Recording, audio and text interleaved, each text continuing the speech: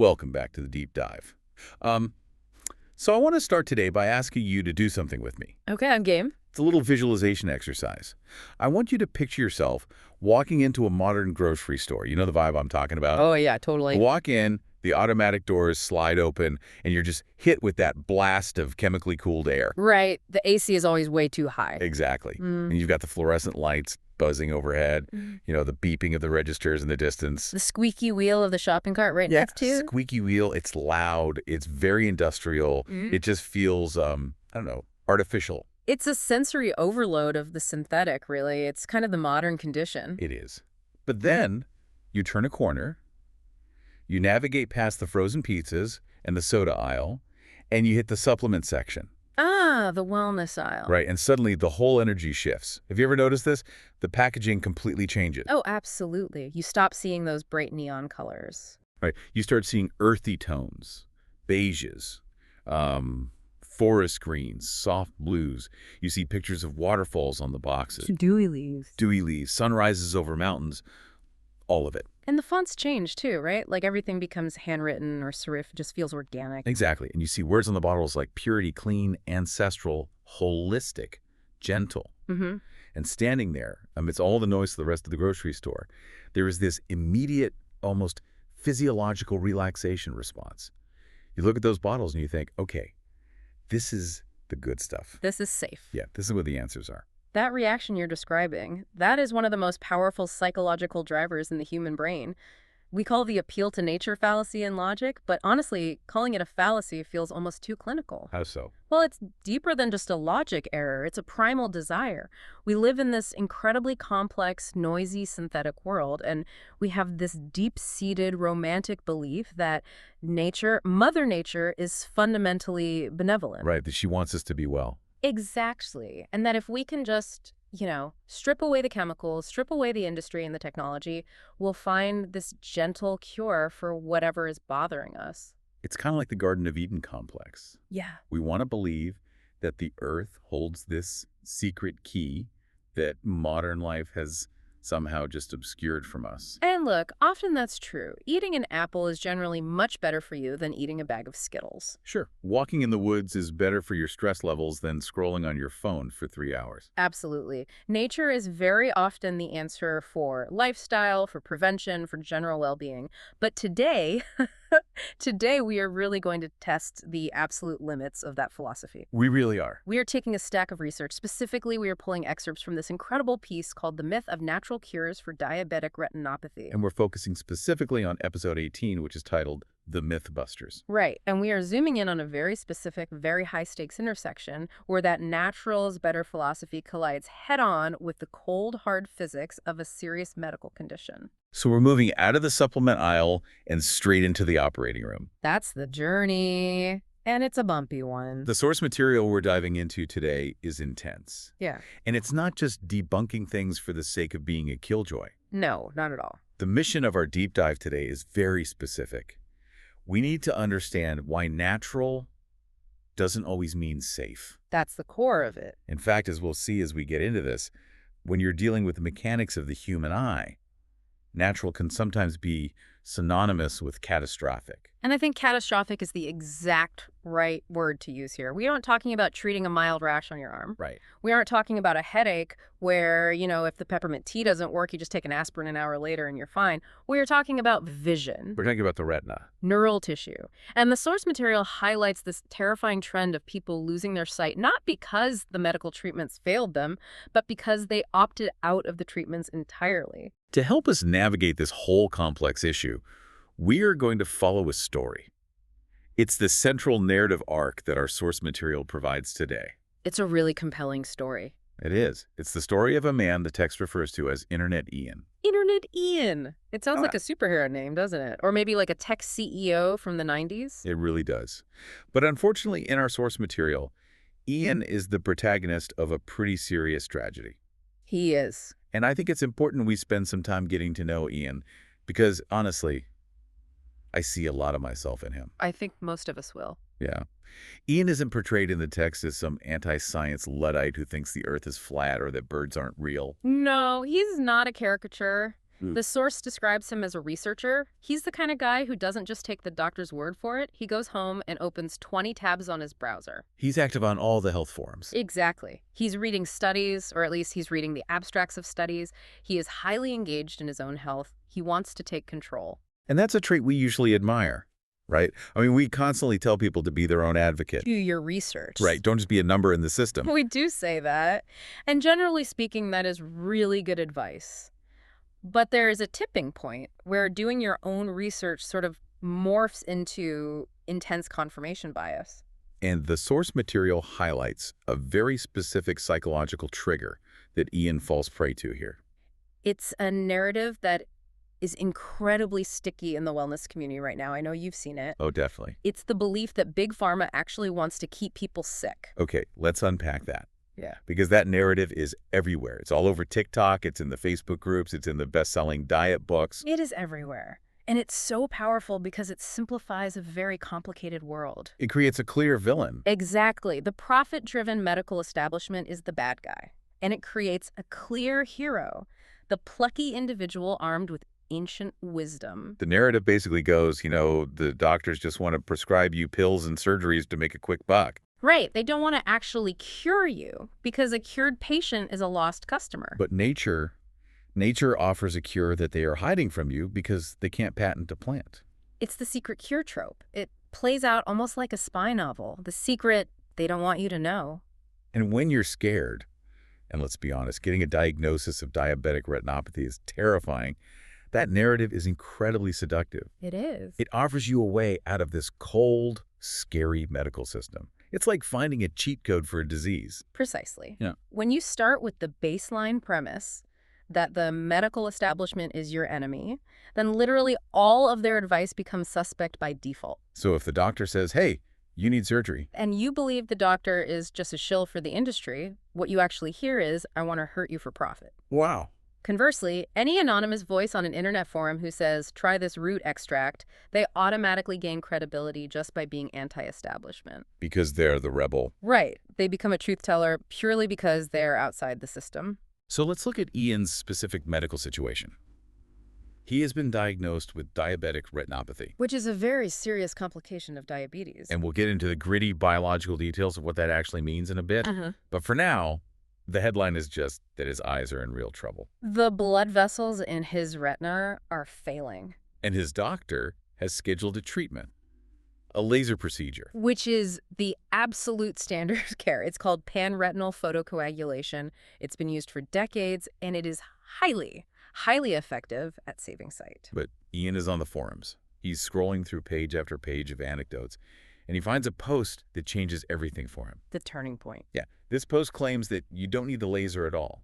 It says the laser is barbaric. It says you can cure your retinopathy naturally using two simple things from your kitchen cabinet. And what were those? Honey drops and turmeric paste. Honey and turmeric. Honey and turmeric. The post explicitly frames this as a binary choice. It basically says, don't let them burn your eyes with the laser. Heal yourself with nature. And just pause on the imagery there for a second. Burn your eyes versus heal yourself. It's very loaded language. Highly loaded. The language is specifically designed to manipulate the emotional centers of the brain.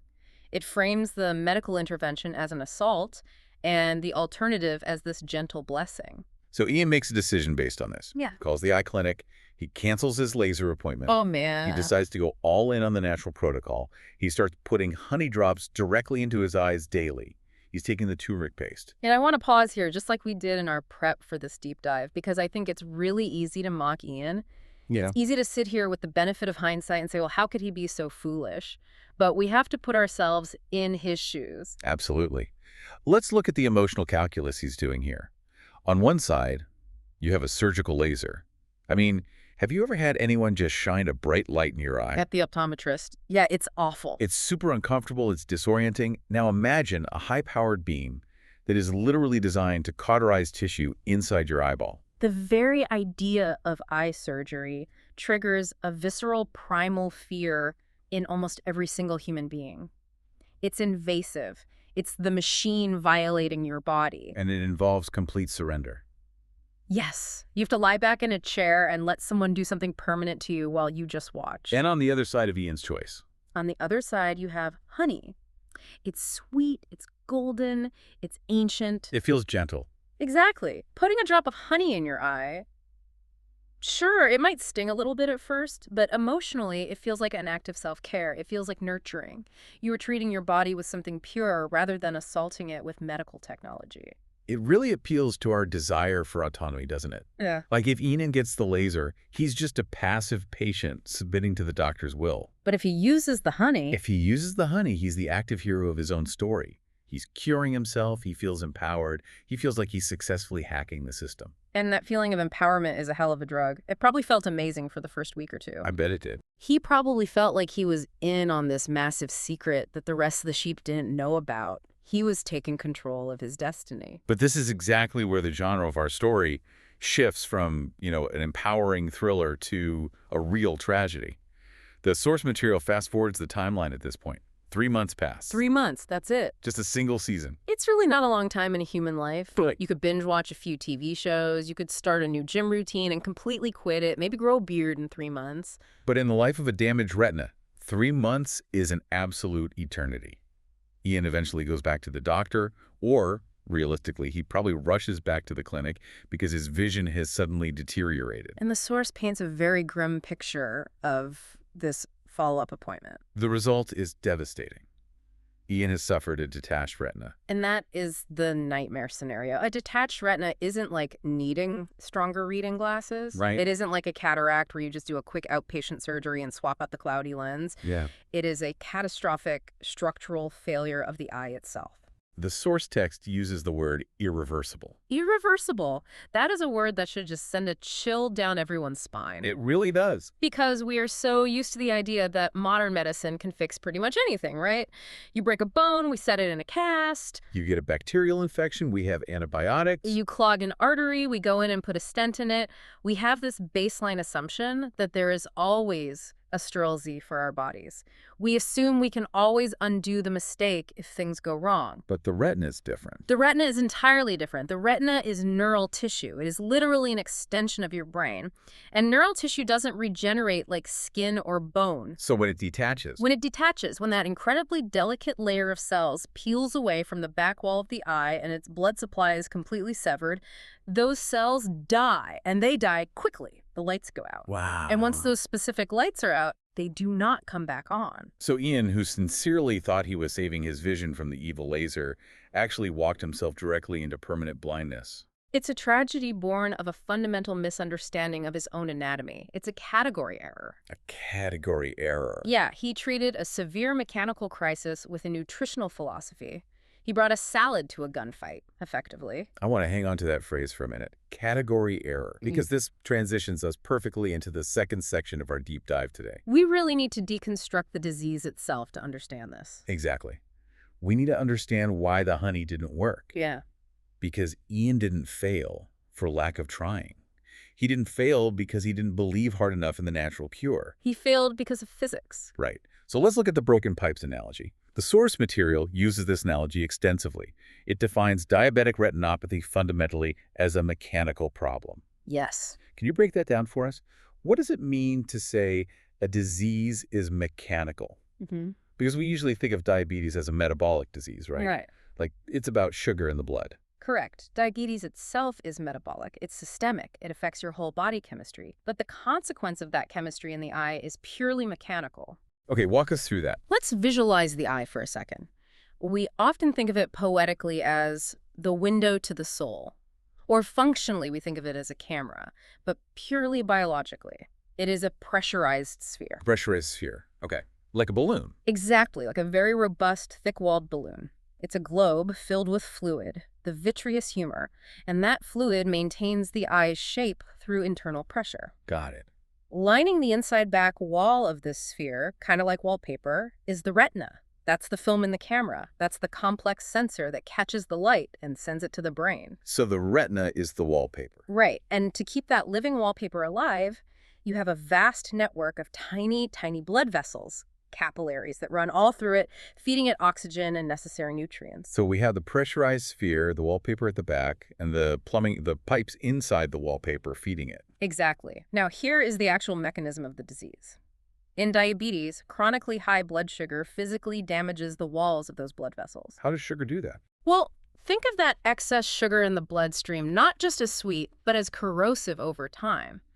Over years and years, it wears down and weakens the structural integrity of the vessel walls. Oh, okay. They get brittle, they get porous, they start to lose their shape and balloon out in little microaneurysms, and eventually they just fail. They burst. They physically rupture, just like a rusty pipe inside the wall of your house bursting in the middle of winter. And when a pipe bursts in your house, Water leaks out everywhere. In the eye, blood and fluid leak out into the retina. okay, I see where the mechanical part comes in. Right. This isn't a chemical imbalance in some vague, holistic sense. It is a literal structural failure. Mm. There is a physical hole in a physical vessel. Fluid is pouring into the exact space where clear vision is supposed to be processed. This is such a crucial distinction to make. Because if I have a headache, that might be chemical. I take an aspirin, the pill dissolves in my stomach, it enters my bloodstream, it changes my blood chemistry, and it blocks the pain receptors. It's chemistry fighting chemistry. Exactly. Yeah. But if I have a leaking pipe in my basement, Pouring a chemical into the basement floodwater, even a really nice-smelling chemical or a completely natural chemical, isn't going to stop the leak. because the pipe is still broken. You have a physical hole in a physical pipe. You have to patch the pipe. You need a plumber, not a chemist. And this is where the natural fallacy that trapped Ian completely falls apart in the face of physics. Yeah. The myth online is natural means safe or natural means gentle healing. But the expert rebuttal in the source says the issue here isn't about safety at all. Right. It isn't about whether honey is morally good or bad. It's about efficacy and geometry. It's about what we call the penetration problem. Let's walk through that. Yeah. Ian is putting raw honey drops directly on his eye. Why doesn't the honey reach the broken pipe? Let's look at the anatomy again. It's a long journey for a drop of liquid. You put a drop of honey on the surface of your eye. That surface is the cornea. That is the front windshield of the car. It is specifically designed by millions of years of evolution to be an impenetrable barrier. It's tough. Its entire job is to keep stuff out.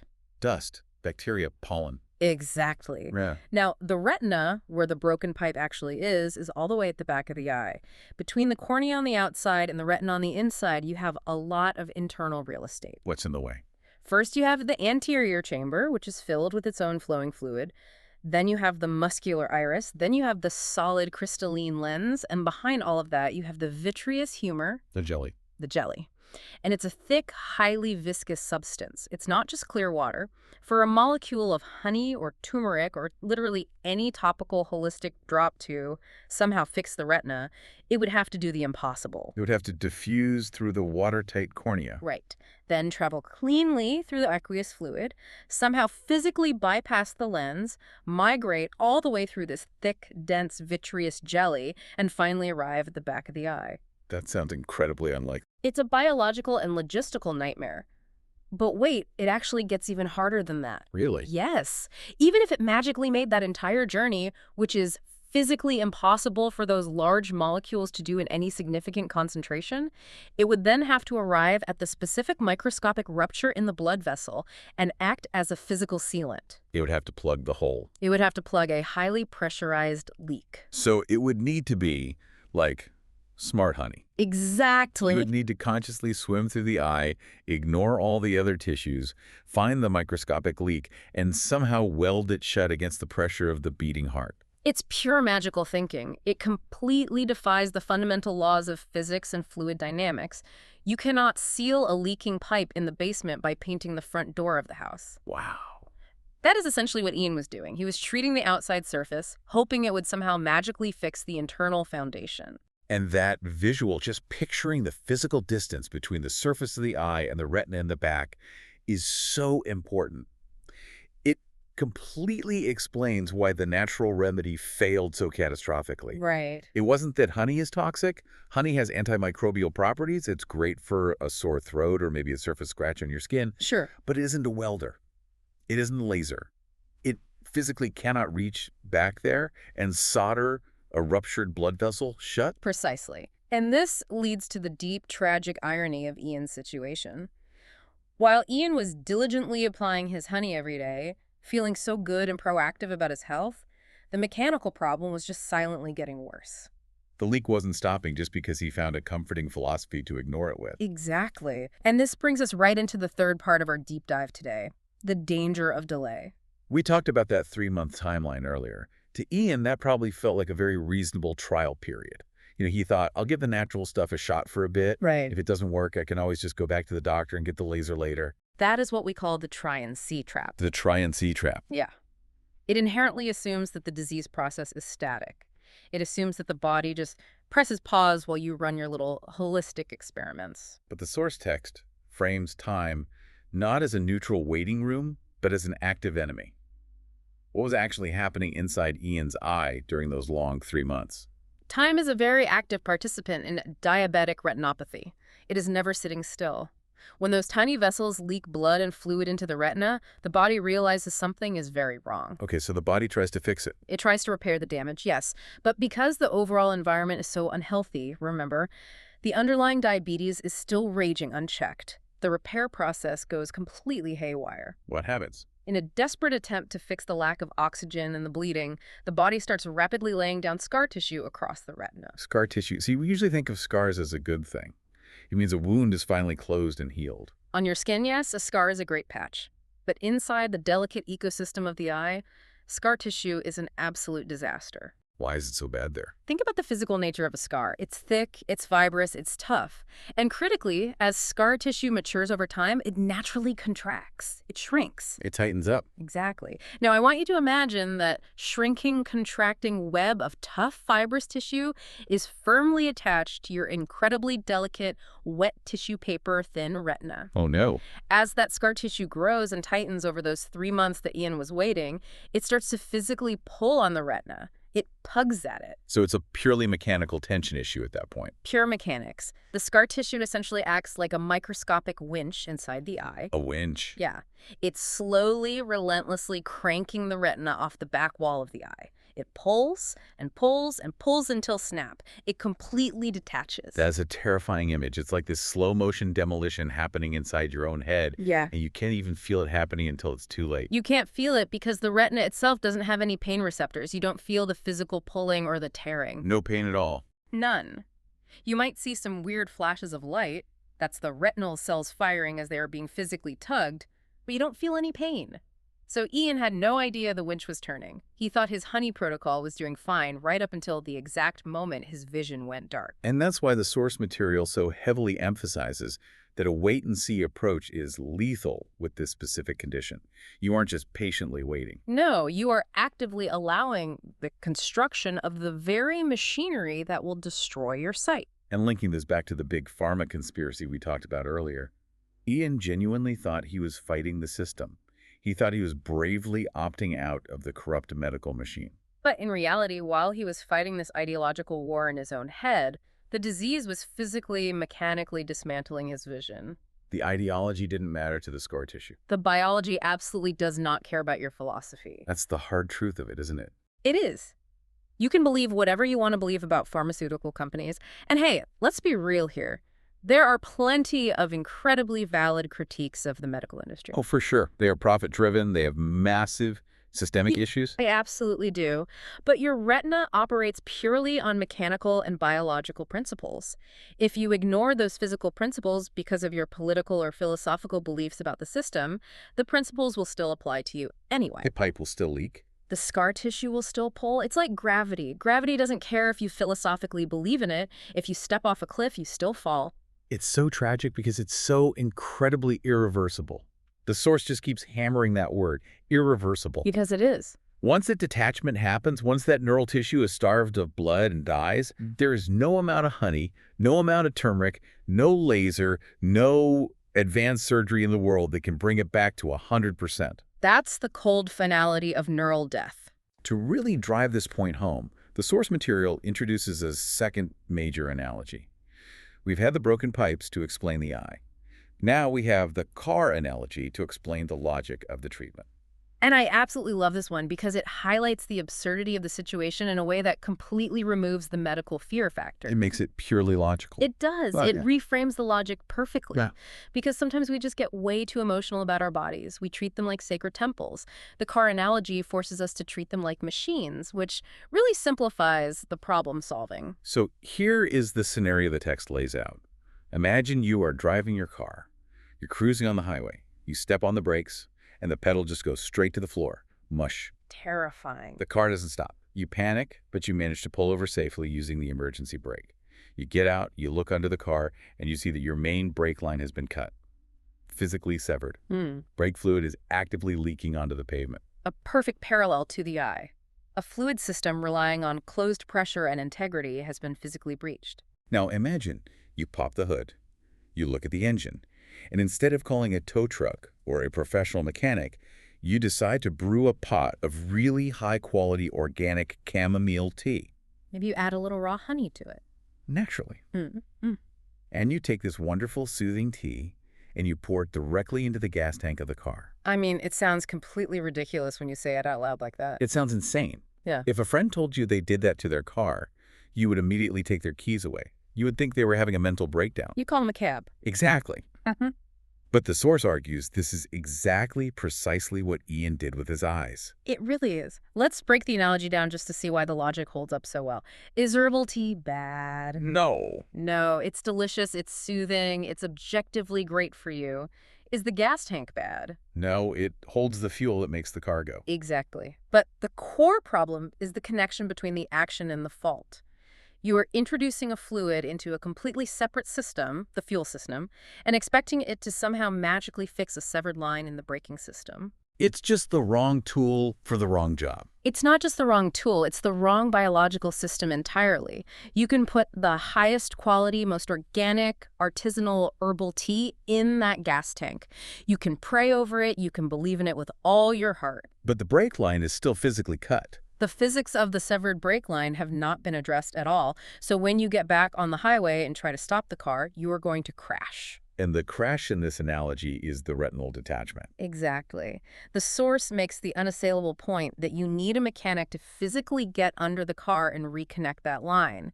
In the eye, you need a doctor using a laser to get in there and spot weld that leaking vessel. That is the mechanical fix for the mechanical problem. Spot on. I want to push on this laser concept for a second, because the word laser just sounds so sci-fi and aggressive. But in this context, it's really just acting as a tiny welder, isn't it? It is exactly a microscopic welder. The actual procedure is called photocoagulation. It sounds fancy and intimidating, but the underlying mechanism is incredibly simple. How does it work? The doctor uses a highly focused beam of light to create tiny, controlled, burns microscopic scars, actually around the leaking vessels or out in the peripheral retina. So they use good scars to fight the bad scars. Kind of, yeah. These specific laser burns weld the layers of the retina together and physically stop the fluid from leaking. It also intentionally reduces the overall oxygen demand of the outer retina, which stops the body from panicking and trying to grow those new weak, crappy blood vessels that cause all the scarring. This is structural intervention. It is. So going back to the analogy, it is literally just high-tech plumbing work. And plumbing work cannot be replaced by fuel additives. Never. But the fuel, which in this analogy represents diet, supplements, our general health, that's still important for the car to actually run, right? And we aren't sitting here saying diet doesn't matter at all. Absolutely not. And that naturally leads us into the nuance of the conversation, because we really don't want to leave the listener thinking that nutrition is pointless. Right. We don't want to swing the pendulum way too far in the opposite direction and say, only surgery matters, eat whatever garbage you want. That's just as factually wrong. So let's pivot to section 5. Yeah. Nuance and prevention. Because the source actually goes out of its way to mention a specific natural supplement that is highly beneficial for the eyes. Yes. Lutein. Lupine. And zeaxanthin usually goes right along with it in the supplements. These are compounds called carotenoids. They are naturally found in things like dark leafy greens, kale, spinach, and egg yolks. And they actually work. They are fantastic for long-term eye health. They physically accumulate in the macula, which is the very center part of the retina, and they act like internal sunglasses for your cells. Internal sunglasses, I like that. Yeah, they filter out damaging blue light. They protect the delicate cells from everyday oxidative stress. Okay, so wait, I'm going to play devil's advocate. If lutein is so good, and it's 100% natural, why couldn't Ian just take a bunch of lutein? Why wouldn't that fix his leak instead of the honey? Because of the massive critical distinction between prevention and cure. This is exactly the crucial nuance that always gets completely lost in the internet health forums. Break that down for us. Think back to our car analogy. Putting high-quality premium gasoline in your car is great. It prevents the engine from knocking, it keeps the fuel injectors clean, it helps the car run smoothly and efficiently for years and years. Okay. If you use really good fuel, a really good diet from day one, maybe the engine runs so well that the brake line doesn't rust out quite as fast. That is prevention. That is the lutein. That is the lutein. It supports the baseline health of the retinal cells so they are stronger. Okay, so lutein is the premium gas. Right, but, and this is the huge but, if the brake line is already cut, putting that premium gas in the tank will not fix the severed line. It's too late for the gas. Exactly. The premium gas helps the engine cells run, but it cannot reattach a severed hydraulic tube. That is the aha moment right there. Yeah. It's entirely about the timeline of the damage. Supplements support the tissue, they act as the fuel, they act as the daily protection, but they absolutely cannot perform microscopic surgery. They can't patch a hole. They cannot seal a rupture. Once the physical damage crosses that invisible threshold from at risk to broken, the rules of the game change completely. You move from the realm of nutrition to the realm of surgery. Yes. You step out of the kitchen and you have to go into the operating room. And that's exactly the trap Ian fell so deeply into. He applied preventative logic to a catastrophic structural event. He was trying to use daily maintenance tools to fix an active structural failure. Yes. And this rigid, all-or-nothing thinking is just so prevalent online today. You see these forums where people loudly proclaim, doctors just want to cut you, just eat wild blueberries instead. Right. Well, blueberries are great. I personally love blueberries. They are packed with antioxidants. But a handful of blueberries will not reattach a peeling retina. Two things can be true at once. Exactly. Both things are true. Nutrition is vital, and medical intervention is necessary when the physical structure breaks. It seems like the internet really struggles with the concept of and. It constantly wants or. It wants natural or medical. It wants good or bad. It wants binary choices because they are easier to process. But the reality of our biology is almost always an and. And is exactly where the actual truth lives. You need the surgical laser to fix the acute leak, and you need the healthy diet to prevent the next leak from happening in a year. You need the mechanic, and you need the premium gas. Precisely. That is such a powerful takeaway from all of this. So we've covered the tragedy of Ian, we've looked at the mechanics of the pipes, the car analogy, and the nuance of prevention. We've covered a lot of ground. We have. But now let's get really actionable. Section 6 of our source material is all about protecting yourself, because obviously we don't want anyone listening to this to become the next internet Ian. No, absolutely not. The goal here isn't just to do an autopsy on a mistake, it's to arm you with the right framework for your own health. So the source text gives us a very clear, direct directive. What is the main actionable takeaway here? The golden rule that the source insists upon is communication. Always, always tell your doctor exactly what supplements you are taking. Now, I'm going to play the skeptic here again. Why? What? If I'm just taking a few over-the-counter vitamins or some herbal drops I bought at a health food store, why does my eye doctor need to know about that? They deal with my eyes, not my stomach. People think that all the time. Plus, I think a lot of people are genuinely afraid the doctor will judge them. They don't want to be scolded in an exam room for taking weird internet herbs. That fear of judgment is very real, and doctors need to be better about that, honestly. But you have to get over that fear, because this is purely about your physical safety. How so? The source mentions this explicitly. Dangerous interactions. Many natural supplements actively interact with prescribed medications, or they can even negatively interact with the disease process itself. Can you give us a concrete example of that? Sure, let's look at blood thinners. Many completely natural supplements have strong anticoagulant properties. Like what? Garlic, ginkgo biloba, high doses of vitamin E, and yes, even turmeric in large concentrated amounts can significantly thin the blood. Okay, so wait. Let's go back to Ian. Why is that specific fact so bad for Ian? Think about his specific mechanical problem. He has leaking blood vessels. He is actively bleeding into the back of his eye. Oh. If he takes a massive concentrated daily dose of turmeric because the internet told him it's anti-inflammatory, he is also taking a blood thinner. He is theoretically making it much harder for his body to naturally clot that leak. It's making the bleeding worse. He could be actively making the internal hemorrhage significantly worse without ever realizing it. Wow. So you might sit there thinking you're holistically healing yourself with the ancient turmeric, but mechanically you're just making your blood runnier and faster as it pours out of the hole in your retina. Exactly. You are blindly fighting the very clotting mechanism that your body is using to try and save your vision. That is terrifying. It is. So you really need to view your body as a single, highly connected system. You can't hide your natural regimen from your medical team. They need the data. They need the full picture to keep you safe. If you tell your eye surgeon, hey, I'm taking high-dose turmeric capsules every day, they might say, okay, that's fine for your joints, but please stop taking that for a full week before the laser procedure because we really need your blood to clot properly. It's just about radical transparency. It's about dropping that us versus them mentality and realizing that you and your doctor are supposed to be on the exact same team. You both want you to be healthy. Right. You are the CEO of your health, but the doctor is the chief engineer. You have to share the schematics with them. That's a really great way to put it. And the second part of that actionable advice is perhaps the most critical sentence in the entire source material we read. What's that? Never stop a prescribed medical treatment for an internet cure? Never. If a qualified specialist looks at your eye and says you need a laser to save your vision, and an anonymous forum user named NatureBoy99 says you just need raw honey, You have to weigh those sources. you have to look at the credentials. You have to look at the incentives. Trust the person who has spent a decade of their life rigorously studying the microanatomy of the eye. Trust the person who actually has the sophisticated equipment to look inside your head and physically see the broken pipe.